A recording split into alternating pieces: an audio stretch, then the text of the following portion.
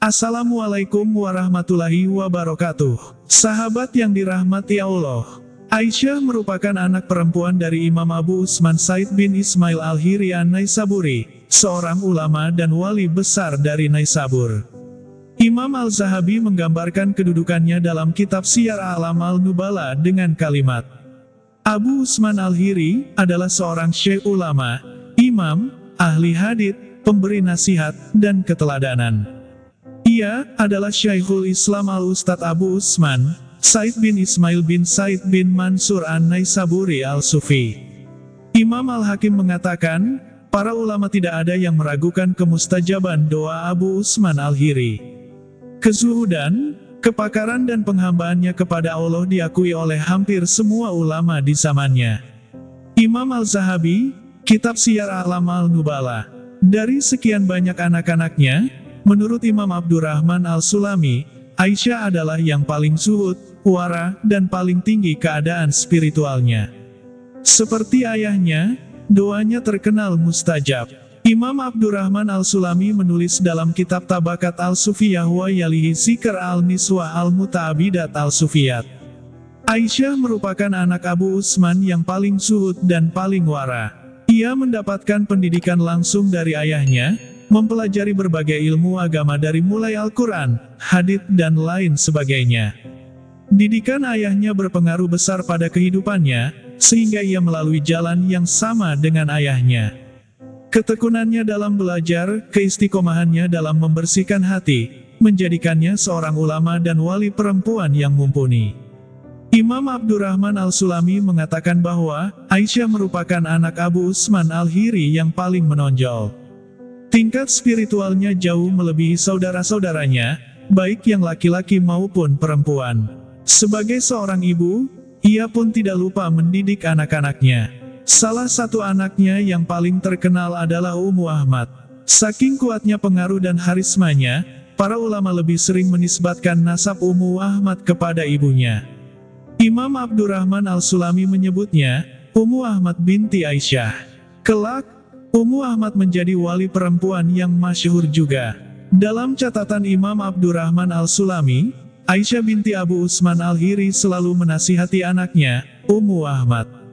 Beberapa nasihatnya adalah, aku mendengar anak perempuannya, Ummu Ahmad binti Aisyah, berkata, ibuku berkata kepadaku, wahai putriku, jangan kau gantungkan kesenanganmu terhadap sesuatu yang fana, dan jangan pula kau mencemaskan sesuatu yang bisa hilang. Gantungkanlah kesenanganmu kepada Allah, dan cemaslah dari kemungkinan kau gagal mendapatkan ampunan Allah. Dan aku mendengarnya berkata, ibuku berkata kepadaku, tetapilah adab, baik secara dahir maupun batin. Sebab, apa saja kejelekan adab yang dilakukan seseorang secara dahir, ia tidak akan dihukum kecuali dihukum secara dahir. Dan apa saja kejelekan adab yang dilakukan seseorang secara batin, ia tidak akan dihukum kecuali dihukum secara batin. Imam Abdurrahman Al-Sulami, kitab Tabakat Al-Sufiyah wa Yalihi Zikr Al-Niswah Al-Muta'abidat Al-Sufiyat. Artinya, menjaga adab secara dahir dan batin tidak bisa dipisahkan. Jangan sampai perilaku jelek dahir manusia, berlaku kasar, menghardik, dan sebagainya, membuat batinnya turut terperangkap. Begitupun sebaliknya, jangan sampai perilaku jelek batin manusia, ujub, takabur, hasud, dan sebagainya, membuat dahirnya ikut terperangkap juga. Maka, dalam ayat Al-Quran dikatakan Quran Surat Al-Falaq ayat 4, aku berlindung kepada Tuhan dari kejahatan pendengki ketika ia dengki. Dengki adalah penyakit hati, dan siapapun orangnya memiliki potensi dengki.